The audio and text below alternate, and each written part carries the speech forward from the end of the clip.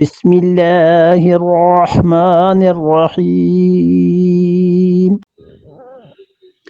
وأتموا الحج والعمرة لله فإن أحصرتم فما استيسر من الهدي ولا تحلقوا رؤوسكم حتى يبلغ الهدي محله فمن كان منكم مريضا أو به أذى من رأسه ففدية من صيام أو صدقة أو نسك فإذا أمنتم فمن تمتع بالعمرة إلى الحج فما استيسر من الهدي فمن لم يجد فصيام 3 أيام في الحج و7 إذا رجعتم تلك 10 كاملة ذلك لمن لم يكن أهله حاضر المسجد الحرام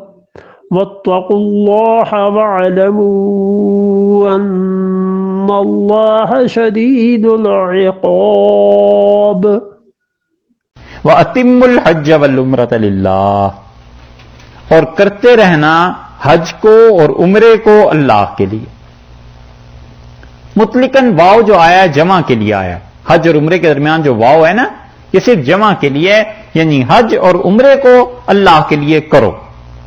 فَإِنْ أُحْصِرْتُمْ، اب صحابہ رضی اللہ عنہ چونکہ گئے تھے نا، اس وقت جب ڈر تھا کہ مشرکین روک لیں گے، اور انہوں نے روک لیا، اور نتیجے میں صلح حدیبیہ ہوئی نا، اور صحابہ رضی اللہ عنہ اور رسول اللہ صلی اللہ علیہ وسلم مکہ نہیں جا سکے، تو وہ جتنے سواری کے جانور ساتھ لے کے گئے تھے وہ تو سب کے سب کھڑے رہ گئے.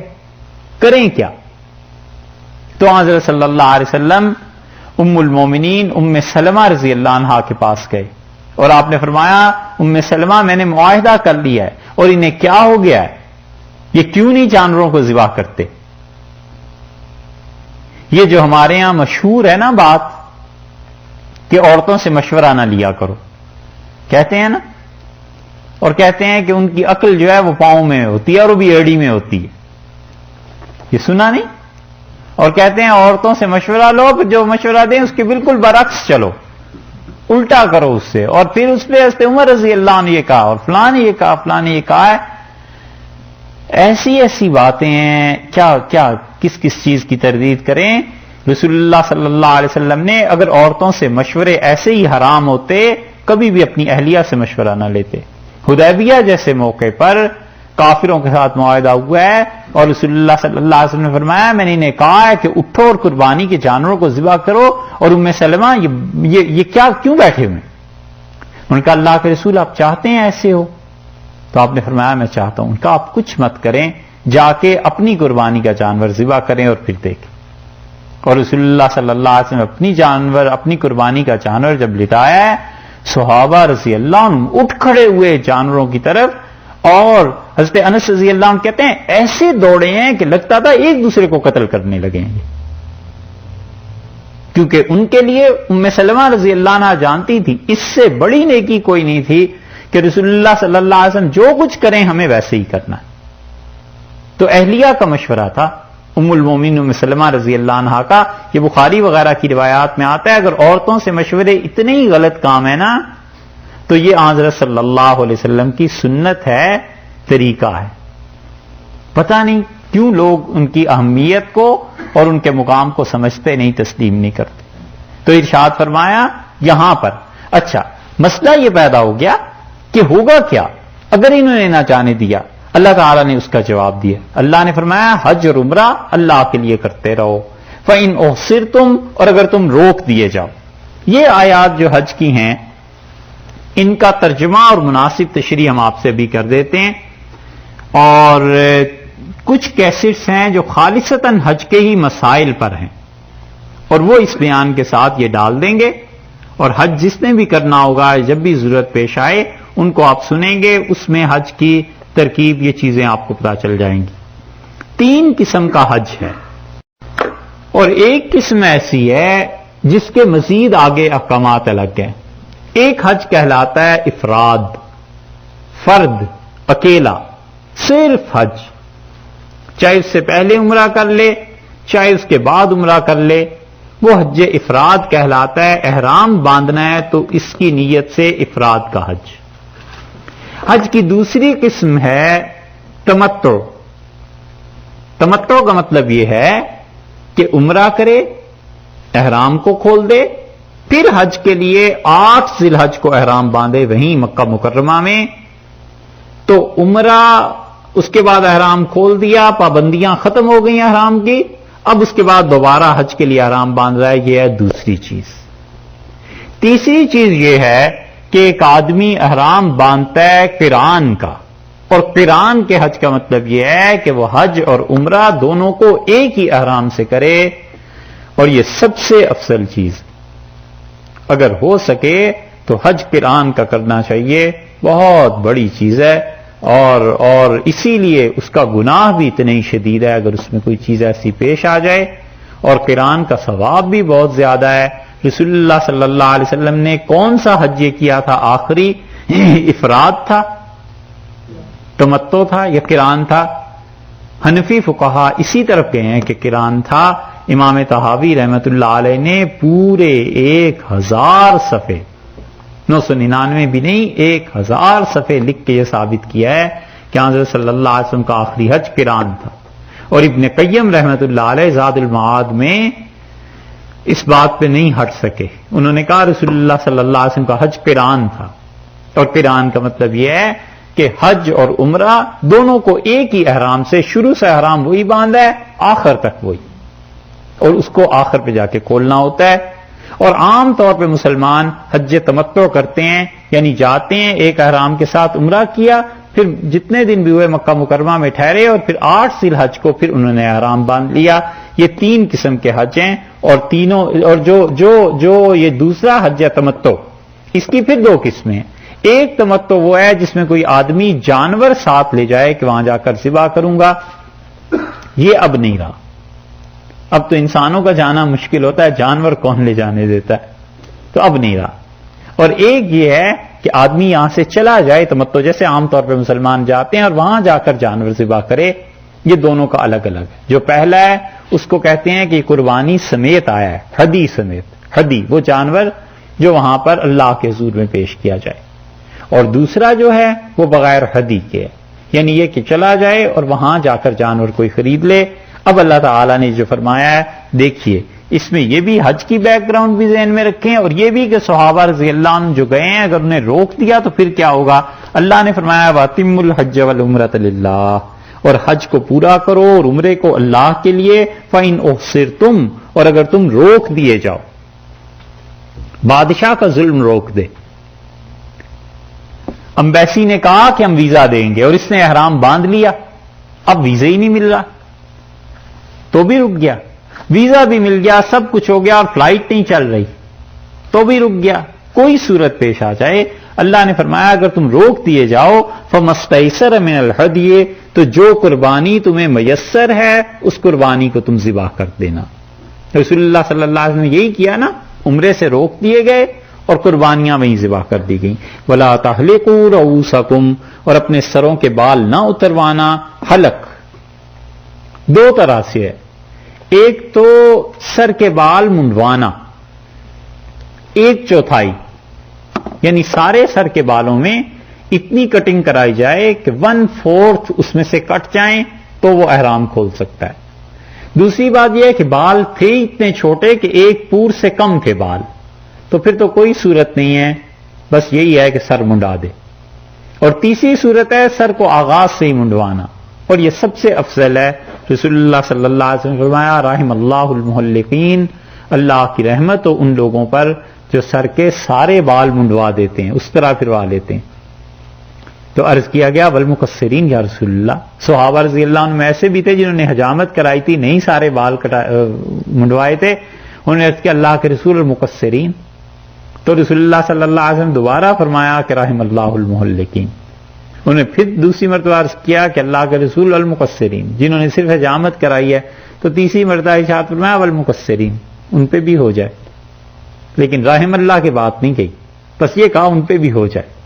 تو اس کا مطلب یہ ہے کہ جو بھی جائے اپنے سر کے سارے بال اتروائے گا، حلق اسے کہتے ہیں، وہ زیادہ اچھی چیز ہے۔ اللہ نے فرمایا اور اپنے سر کے بال نہ اتروانا حتی یبلغ الہدی محلہ، یہاں تک کہ قربانی کا جانور اپنی اصل جگہ پر پہنچ جائے۔ اصل جگہ کون سی ہوئی؟ منا، جہاں پہ قربانی کو ذبح کرنا ہے، منا میں، مکہ مکرمہ ہے۔ اچھا، حتی یبلغ الہدی محلہ، یہاں تک کہ قربانی کا جانور پہنچ جائے جو اصل جگہ ہے اس کی۔ فمن کان منکم مریضا، اور تم میں سے جو آدمی مریض ہو، یہ دیکھا یہ ولا جو تھا نا، اور نہ اپنے سر کے بال منڈوانا جب تک کہ قربانی اپنی جگہ پر نہ پہنچے، یہ ولا ہی کے تحت پھر آ رہی ہے۔ دو مثالیں اس کی گزر چکی ہیں کہ لا جو ہے اس کے حکم اس کے تحت آ جاتا ہے، ولا اور نہ ہی فمن کان منکم مریضا، تم میں سے جو آدمی مریض ہو گیا ہے، او بہی اذن، یا اسے کوئی تکلیف ہو گئی، من راسہ، اس کے سر میں جوئیں پڑ جاتی۔ یہ ضروری نہیں ہے کہ کسی آدمی کو جوئیں پڑ جائیں گندگی کی وجہ سے، بلکہ بعض لوگوں میں مرض ہوتا ہے، تو وہ ایک جو بھی اگر سر میں چلی جائے تو بہت زیادہ پڑ جاتی ہیں۔ اور وہی عظم من راسہ، یا کسی کے سر میں تکلیف ہو جائے، جوئیں پڑ جائیں یا کوئی ایسی بات ہو جائے، ففدیۃ، تو اسے چاہیے کہ وہ فدیے میں رکھے گا، فدیہ دے گا، من صیامن، 3 روزے رکھے۔ روزے رکھے بس اتنا فرمایا ہے، اب کتنے روزے رکھے یہ کہیں قرآن میں نہیں آیا، یہ حدیث بتاتی ہے کہ من صیامن 3 روزے رکھے۔ اگر حدیث کو قرآن سے الگ کر دیں گے تو ان آیات کو حل کون کرے گا؟ او صدقۃ، اللہ نے فرمایا ہے کہ وہ صدقہ دے دے۔ صدقے سے کیا مراد؟ 6 مسکینوں کو کھانا کھلا دے، 3 روزے رکھ لے، 3 روزے نہیں رکھ سکتا تو اس سے ڈبل 6 مسکینوں کو صدقہ فطر جو ہوتا ہے، فطرانہ جو ہوتا ہے، اس کے برابر صدقہ دے دے۔ او نسک، یا وہ کیا کرے؟ ذبیحہ کرے، ایک جانور کو ذبح کر دے۔ یہ تو صورت ہے جب تمہیں کوئی روک دے کہ خدا کے گھر اب نہیں جا سکتے۔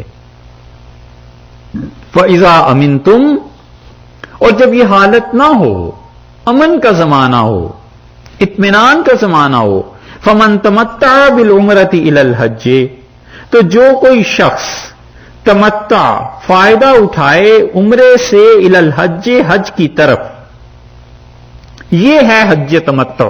یہاں سے ثابت ہوتا ہے کہ اللہ نے فرمایا عمرے سے چل کے حج تک پہنچا ہے نا، الا کا لفظ آ گیا، تو عمرے کو اس کے ساتھ حج بھی اس نے جمع کیا ہے، تو اللہ نے فرمایا کہ جو عمرے اور حج 2 چیزوں کو جمع کرے، فَمَسْتَيْسَرَ مِنَ الْهَدْيِ، تو جو اسے میسر ہو قربانی وہ کر دے۔ یہ قربانی وہ نہیں ہے جو عید کی وجہ سے کی جاتی ہے، بلکہ یہ اصل میں دم شکر ہے، اللہ کا شکریہ ادا کرنا ہے کہ اللہ تو نے حج اور عمرہ دونوں کی توفیق دی۔ یہ واجب ہے، ضروری ہے، اور اس میں یہ نیت کرنا بھی ضروری ہے کہ اللہ یہ جو قربانی کر رہا ہوں، یہ جو جانور ذبح کر رہا ہوں، حج تمتع کی وجہ سے کر رہا ہوں، اگر اس نے نیت کر لی کہیں وہی قربانی جو عام طور پہ کی جاتی ہے گھروں میں، تو یہ نہیں لگے گی۔ لوگ اس میں غلطی کرتے ہیں، اس لیے اللہ نے فرمایا ہے کہ جس انسان کو اللہ نے فائدہ اٹھانے دیا عمرے سے حج کے لیے، تو اسے جو بھی قربانی اس کے پاس ہے وہاں پر منا میں پیش کرے اللہ کے حضور میں۔ فمن لم یجد، اور جس انسان کو یہ توفیق نہیں، آگے آ رہی، اور جس میں یہ توفیق نہیں ہے، مطلب یہ ہے کہ وہ نہیں کر سکتا، قربانی کے لیے اس کے پاس پیسے نہیں ہیں، کوئی چیز ہے، تو ارشاد فرمایا کہ دیکھو فمن لم یجد، جو انسان اس کو نہیں پاتا، پیسے نہیں ہیں، حج کے لیے چلا گیا ہے، سفر تھا، کرایہ تھا، یہ ساری چیزیں تھیں، تو فصیام، وہ روزے رکھے، 3 ایام فی الحج، 3 دن حج کے دوران روزے رکھے گا۔ کون سے 3 دن؟ 7، 8 اور 9 ذی الحج۔ عرفہ کا دن 9 ذی الحج کا، 2 روزے اس سے پہلے، وسبعۃ، اور 7 روزے رکھے، اذا رجعتم، جب تم واپس آؤ تو 7 پھر رکھنا، 10 روزے۔ یہ 7 روزے امام شافعی رحمۃ اللہ فرماتے ہیں جب تم لوٹ کے آؤ، یعنی گھر پہ آ کے رکھو، امام ابو حنیفہ رحمۃ اللہ علیہ فرماتے ہیں یعنی جب تم حج کے کاموں سے فارغ ہو جاؤ، رمی سے، ان چیزوں سے سب سے فارغ ہو گئے، اب 7 روزے رکھنا شروع کرو، مکہ مکرمہ میں رکھو، باہر آ کے رکھو کہیں بھی، جب فراغت ہو گئی حج سے، تل کا عشرۃ کاملہ، یہ 10 روزے ہیں جو پورے ہو گئے، اس سے ایک حج یہاں سے ثابت ہوتا ہے، یہ حج تمتع، ٹھیک ہے جی۔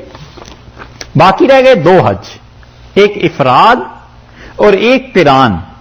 یہ افراد اور قران جو ہیں، جہاں سے یہ آیت شروع ہوئی تھی نا، وَأَتِمُّ الْحَجَّ وَالْعُمْرَةَ لِلَّهِ، اور حج اور عمرے کو کرو اللہ کے لیے، تو وہاں ہم نے عرض کیا تھا کہ واو جمع کے لیے کہ حج اور عمرہ دونوں کو کرو اللہ کے لیے، یہاں سے قران ثابت ہوتا ہے کہ حج اور عمرے کو ایک ہی احرام میں باندھ لے، اور یہاں سے بھی افراد بھی ثابت ہوتا ہے کہ حج کرے پہلے، پھر اس کے بعد کہیں عمرہ کر لے، یا پہلے عمرہ کر لے پھر حج کر لے، لیکن احرام ایک ہی باندھا رہے گا اس کا۔ تو یہاں سے افراد اور قران 2 حج کی کس نے ثابت کی ہیں فقہا نے؟ اس آیت کے شروع میں، اور اس آیت میں یہاں جو آگے آیا ہے فمن تمتع بالعمرۃ الی الحج، یہاں سے حج تمتع انہوں نے ثابت کیا ہے، اور ارشاد فرمایا کہ 10 روزے، تلک عشرۃ کاملہ، یہ 10 روزے پورے ہوئے، ذالک،